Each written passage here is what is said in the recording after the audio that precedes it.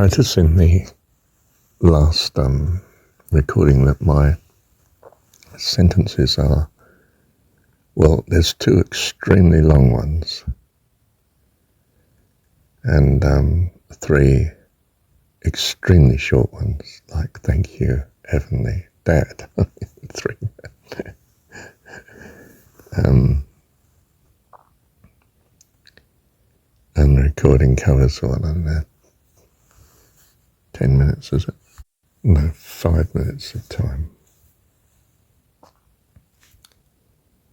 It's not artificial, if you like. I'm not aware of doing that. I just realised listening to it that, my goodness, is this all one sentence? And it amounted to, the way I've said it, 2 sentences and 3 extremely short ones. And don't know why that is.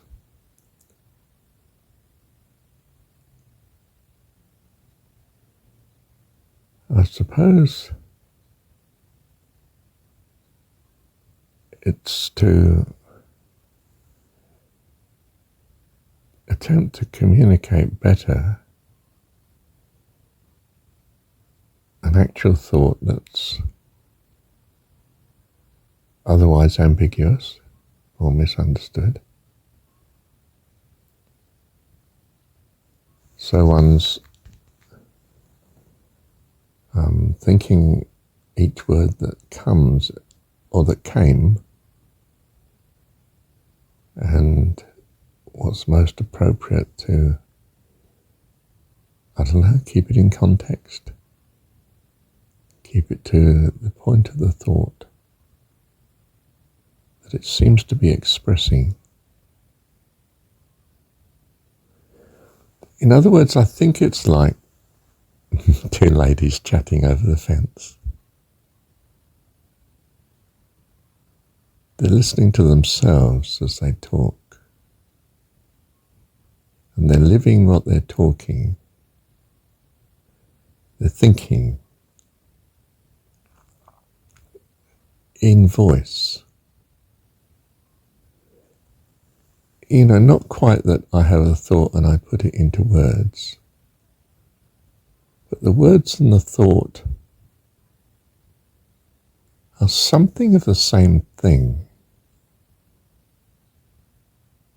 And I need that to be so that the thought and the words are true.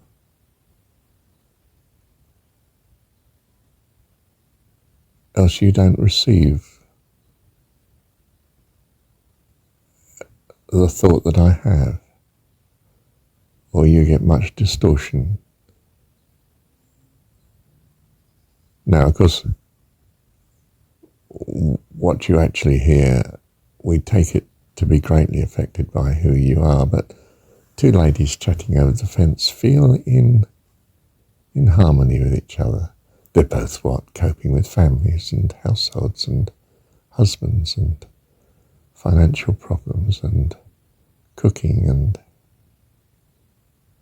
you may think this is a very traditional view of ladies, but it's like my gran as I see her, my mum's gran in particular, working class, council house, and her social life and her pleasure and her joy, apart from trying to care for her family,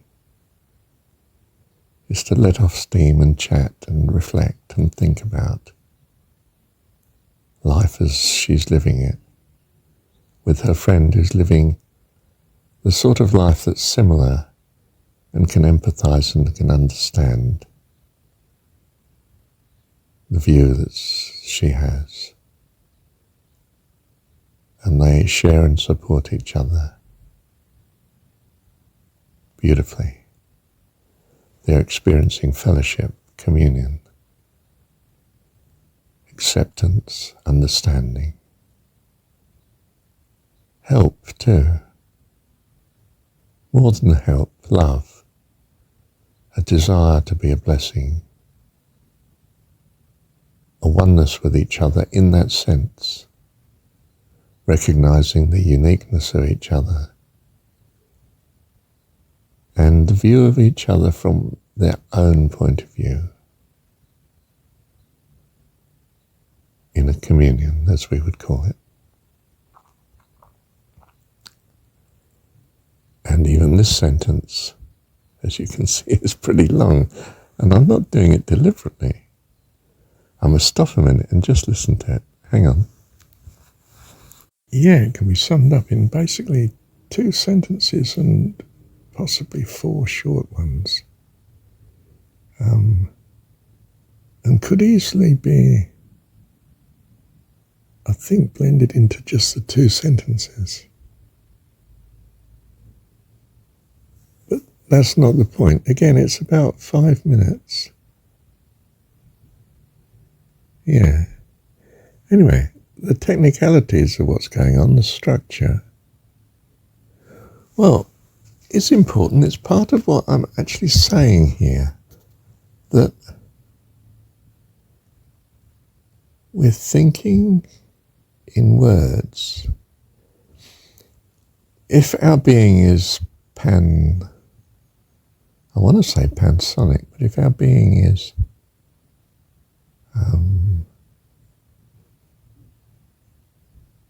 omnipresent,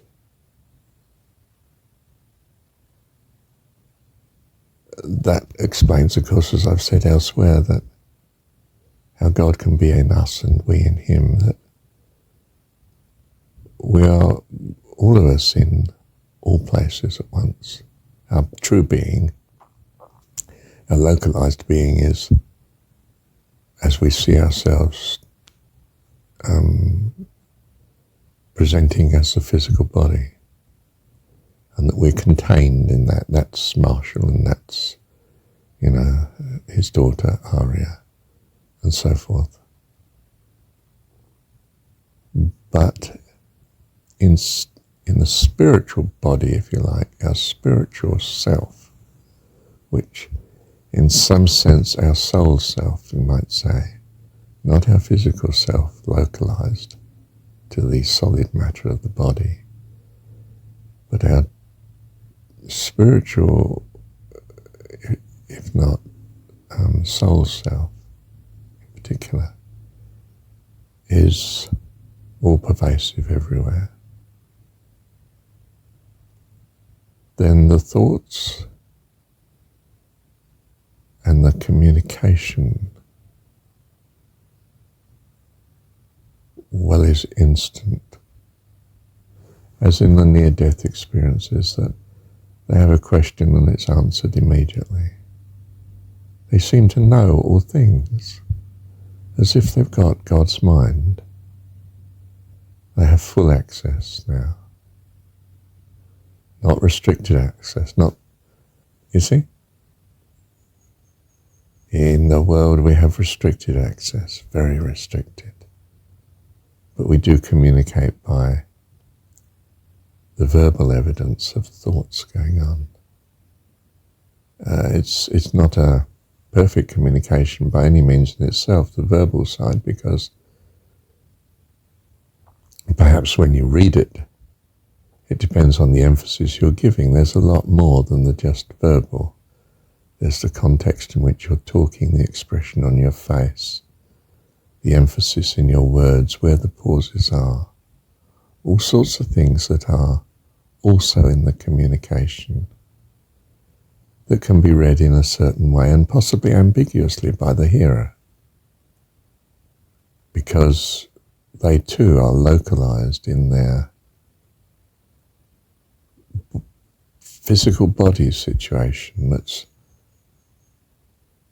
dominating as regards distinction and barrier between, to give, in fact, perhaps, it occurs to me, a helpful indication of the uniqueness of us all, that we're seeing ourselves cartoon or characterized by a separate identity. I'm Marshall, looking like, 77, the male, and, Caucasian and so on, and my daughter's, part Indian and part English, and she's a mix, and she's 12 years old, and you know the appearance she has, brown eyes, dark long hair. And do you see, it's emphasizing our uniqueness. Every person seems a bit different. Even identical twins can, I think, usually be distinguished by mum and dad. I'm not sure about that. You might be interested in that. So, but what we're doing when we talk to each other is we're trying to get across the divide, the thoughts that we have, to see how they affect our relationship with others in the state of being divided. But in heaven we're not. I think my idea of heaven is a wonderful unity of blending and knowing all things. In that sense, a beautiful communion. But it's a communion of many unique individuals. They're not unique in being localized to some spatial point like we are here, to emphasize our uniqueness in the childish state, but are much more like mum and dad, ideally with each other, who are of one voice,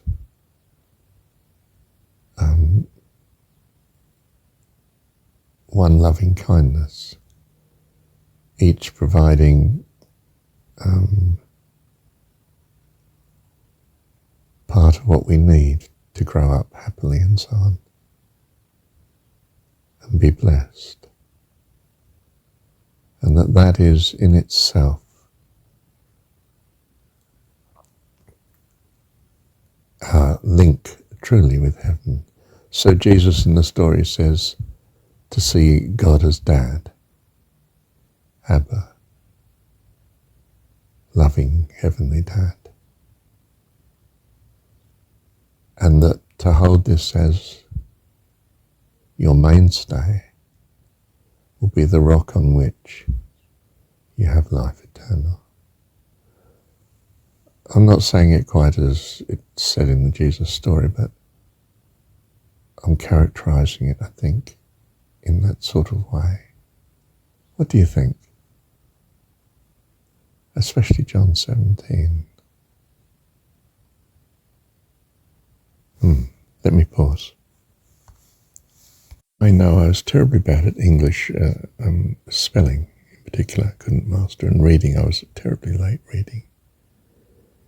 And when I got to Tech College, I still needed O-level English, which was, a must to go to university in those days. If you didn't know O-level English, they wouldn't entertain you. They probably still don't, I don't know. Or whatever the current examination is in England, GCSE or whatnot. And I had an English teacher who'd had a double first at Oxford.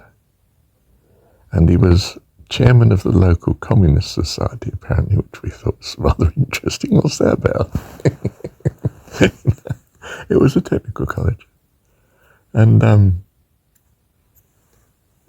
yeah, had a sort of funny, sugary way of speaking, too. I don't know what it was, but quite a, interesting man. And we were impressed by his ability. And of course I thought, oh my goodness, what's he going to think of my inability to spell, my writing? And he was a good teacher. He wasn't just an academic. He was kind, he was a good person. He wasn't just secular. I was secular, so that was no problem from my point of view. But that didn't mean, of course, that he wasn't really good with people, some people. And he said to me, you have a very interesting, complex sentence structure. And he obviously meant it it was complicated in a good way. It was rather intriguing, you know. Now, I don't own this to myself. I think it was through the experience of endless conversations with Mum, who, for instance, is was a person who got a scholarship at in I don't know, around, what would it have been, probably 10 or 11, and went to the grammar school, which was extremely rare. You know, I mean, you were capable if you got a scholarship. Everybody was, wow, how does she from a council house have this sort of ability, you know? It's a bit like saying you got Mensa membership now, you know, very high IQ. And she probably did, and her flow of words was fantastic. I mean, she could tie up counsel in court in knots just in her replies. You know, I've given the example, haven't I? You know, you're very quick with your answers, Mrs. Clark. Her surname was Clark in those days. Her immediate response was, you don't have to think when you're telling the truth. You know, you don't have to hesitate. Which, of course, shut counsel up instantly. You know, he was being derogatory in that you're just words coming out of your mouth, but she was saying, you know, I'm not trying to lie and deceive. And really she's saying, like you are, because he was prosecution counsel. And everyone knew that she'd won the point, including the judge. But yes, my experience with talking with her, and her being her closest friend, of course, endless conversations we would have. She suffered from terrible depression at times, but she was incredibly loving as well, and doing her best to be helpful and a blessing. These things will help you in the future, Marshall. Well, she wouldn't call me Marshall. She called me Bub, or Bubby, or Willow, or Marsh sometimes, but usually Bubby. And she was preparing me for the eventualities that she thought life would be in the future. That perhaps, you know, at some time I'd be on my own and need to look after myself. And you need to be able to do this and care for yourself properly. I mean, not an optimistic view of the future, but a wanting to love and care for. So she became an absolutely lovely mum to me. But of course, it meant I had this close relationship with someone who was very able and verbally so too. And so although I couldn't spell, because to me it was totally irrational, am I supposed to learn how to spell every word? That's a horrendous amount of memory. I mean, you're expecting kids to do that? That's absurd. I can't do it. It's not apparently, but I mean, it certainly seemed overwhelming to me. But my conversational structure, which was the nearest I could bring into writing, was actually very able. And it was to prove invaluable in my occupations and thought patterns later in life, of course.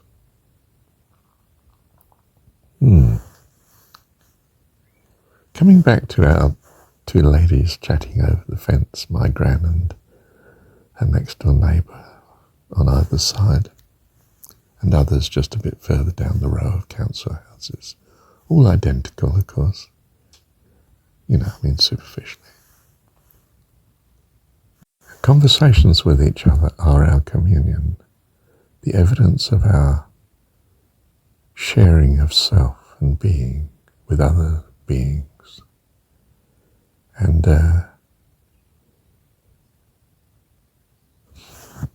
we develop a language that is consistent with this communication, that we trigger each of us is tuned into what the other is thinking in a sort of way of tuning that is following what would otherwise be an ambiguity, following it actually in the right, harmonious way. Because of shared experiences, of course, and a relationship now where we anticipate the other person in a certain way. You see, we're panspayshll. We inhabit the same space as the ones we're close to.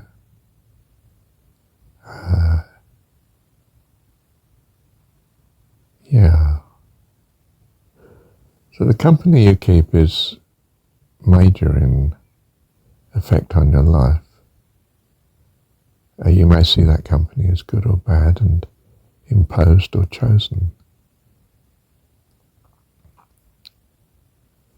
And we are viewing or experiencing harmony or discord accordingly. And so we get storms and spells of sunshine. And this is our life experience. And the words that come are spontaneous, I think. I think from a single mind of God, but our access being accordingly to our values, our purposes, and the words and ideas are part and parcel of each other. We think with our mouth, in a sense. The mouth simply responding to the thought and the words that seem to be the thought that's with us at the moment. It is, I think, the very evidence of who we are, what we're accessing from the panspayshll mind of God, the only true mind, full mind. And we are a thought within each of us, that mind, being nurtured to becoming a mind that's unique, but as wonderful in its own right as the one mind of God. But all in this harmony, this heaven of his mind. Even the children, like us in our present state. Our being is in him, in whom we live and move and have our being. Scripture says somewhere. Not the Gospels, but you could find that aspect. It was the earlier view of mind and personhood that it's not contained, in fact, by the body, and that, the ancestors are still with you, and God is both, if you like, thinking of the trees and the flowers and the plants and the animals just as much as he's thinking of your existence into being as well. And that, well, we're all spirit, presenting as matter and localized, but that's just in our childish state, necessary for some reason to become something wonderful, My ideal, of course, is as wonderful as God, but not competing with God, not competing with each other, but supporting and loving and cherishing each other, always. A perfect harmony of fellowship, a communion, eternal, life eternal. I think that's what Jesus may well be in the story getting at. Meaning. The story's meaning this. I think. I want to think. I choose to think because of who I am. And I am at present a child, but I will be fantastic with God. And you too, our Heavenly Dad. Gosh, I've gone on for 26 minutes. I must stop. Thank you, Heavenly Dad.